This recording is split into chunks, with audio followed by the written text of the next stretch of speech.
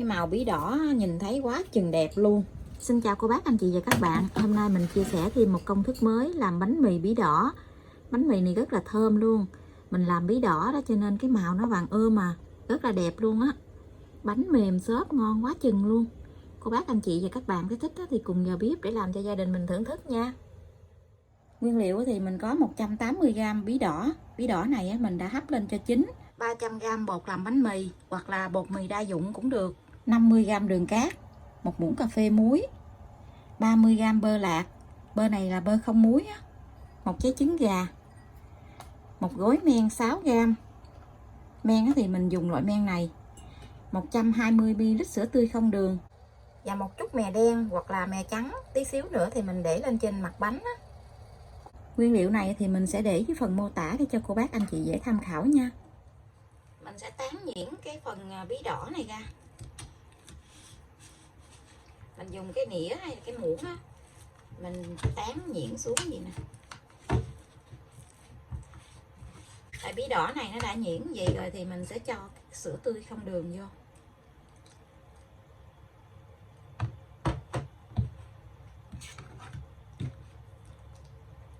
Mình trộn cái hỗn hợp này là cho nó đều.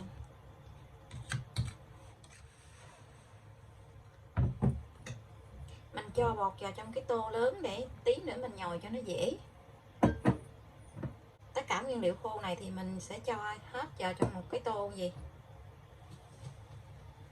Trộn cho đều lên. Một gói men này mình cho vô luôn.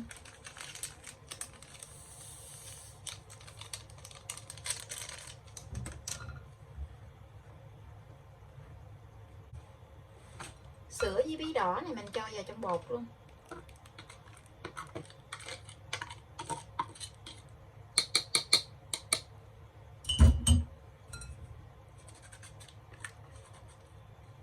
Mình đánh tan cái trứng này ra. Mình cho một nửa vào trong bột, còn một nửa thì tí nữa mình quét lên trên bánh. Thì mình chừa lại vậy để mình quét lên trên cái mặt bánh á.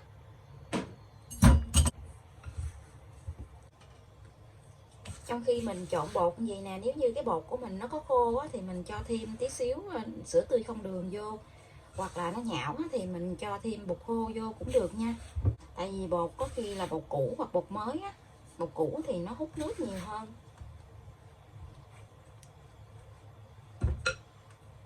Mình cho bột ra miếng chải gì nè để mình nhồi. Mình nhồi bằng tay. Như nhà cô bác anh chị mình có cái máy nhồi á, thì nó sẽ tiện hơn. Mình nhồi đợi cho nó hết cái phần bột khô này trước. Trong lúc nhồi như vậy á, thì nó cũng dễ bị dính tay, nhưng mình nhồi tí xíu thì nó hết dính à. Tại bột bây giờ nó chưa có nở á.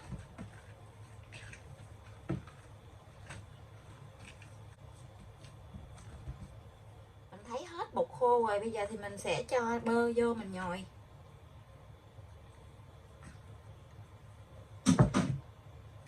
Cho bơ vô chính giữa gì nè. Cái bơ này thì mình để ở ngoài nhiệt độ phòng á, để cho nó mềm.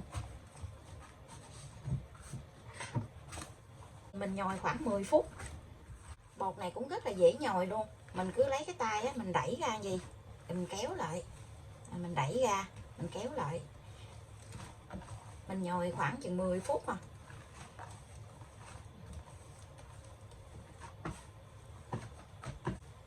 Cái màu bột rất là đẹp luôn nè, màu bí đỏ, vàng ươm. Hôm bữa mình làm bánh bông lan bí đỏ, cái màu cũng đẹp. Mình cho bơ vô cái miếng bột của mình nó mềm vậy nè. Bột của mình nó mềm á thì mình làm bánh nó mới mềm. Mình nhồi tí xíu gì nó đã mịn rồi nè. Mình kéo cái bột nó ra gì á, cái miếng bột nó mịn là gì là được. Thì mình sẽ xe tròn cái bột lại. Mình cho vô trong cái thau bột lúc nãy nè. Mình lấy cái màng bọc thực phẩm mình đậy kín lại. Mình ủ bột này 1 tiếng nha, để cho cái miếng bột mình nó nở lên gấp đôi á. Mình ủ bột á, mình để cái chỗ nào nó ấm ấm á, đừng có để chỗ lạnh quá thì cái bột của mình nó lâu nở. để trong cái nhiệt độ mà nó ấm á, thì cái bột mình nó mau nở. Các bác anh chị nhìn thấy cái cục bột của mình sau 1 tiếng đồng hồ mình ủ nè, bây giờ nó nở lên rất là bự luôn.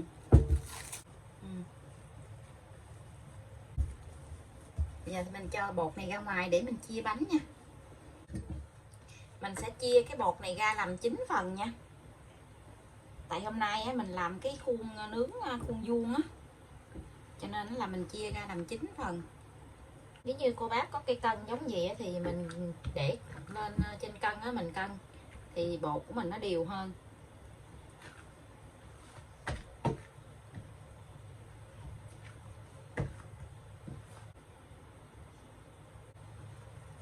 Khi mình chia bột ra rồi á, thì mình sẽ xe tròn cái bột này lại.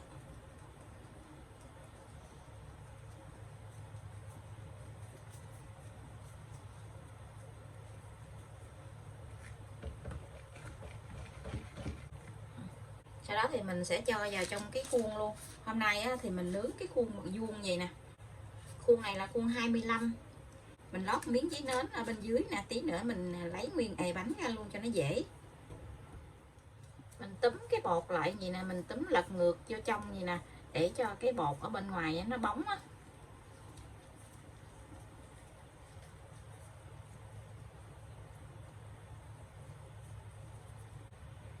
Mình xếp vô trong cái khay nướng luôn. Mỗi một hàng gì thì mình xếp 3 cái.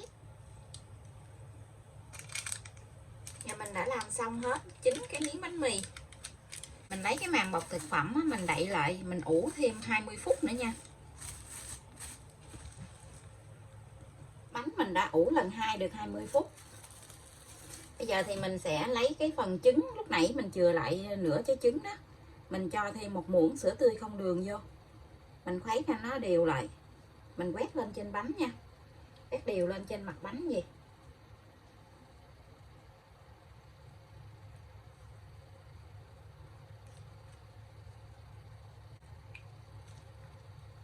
Nhìn cái màu bánh đẹp quá ha. Thích cái màu bánh này ghê.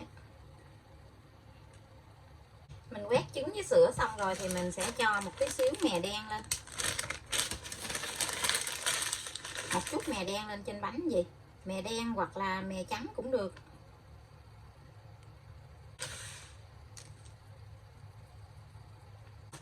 Xong rồi thì mình sẽ cho vào trong lò để nướng luôn. Lò nướng của mình thì mình sẽ mở lên trước 10 phút để cho cái lò nướng nó nóng nha. Lò nhà mình thì có 3 ngăn, mình cho ngăn thứ 3, tức là ngăn dưới luôn á.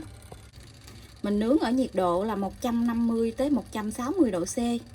Mở 2 lửa. Thời gian nướng là 30 phút. Cô bác coi cái bánh của mình chín vàng là được nha. Và cũng chỉnh theo cái nhiệt độ nóng của lò nhà mình nữa. Bánh mình nướng đã được 25 phút rồi nè. Cái mặt bánh nó vàng ươm luôn. Nhìn ngon quá chừng luôn, nó nở lên cao thiệt là cao vậy đó.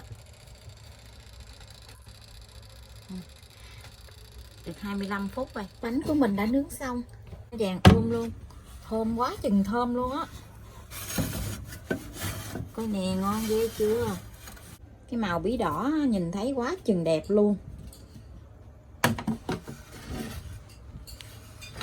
Hấp dẫn quá, hấp dẫn quá. Thơm phức luôn cái nhà bếp. Nè, cái bánh nó mềm nè. Wow, nóng quá. Chờ nguội tí xíu nữa thì mình lấy ra nha. Bánh của mình đã nguội rồi. Giờ lấy ra. Quá chừng ngon luôn á.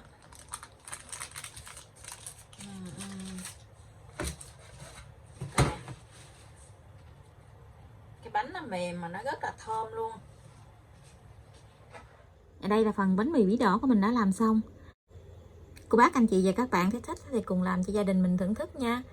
Bây giờ thì mình xin chào tạm biệt. Hẹn cô bác anh chị và các bạn lại video tiếp theo. Cảm ơn cô bác anh chị và các bạn đã xem video của mình. Xin chào và hẹn gặp lại. Bánh nó có xới xới luôn. Bánh mềm xốp.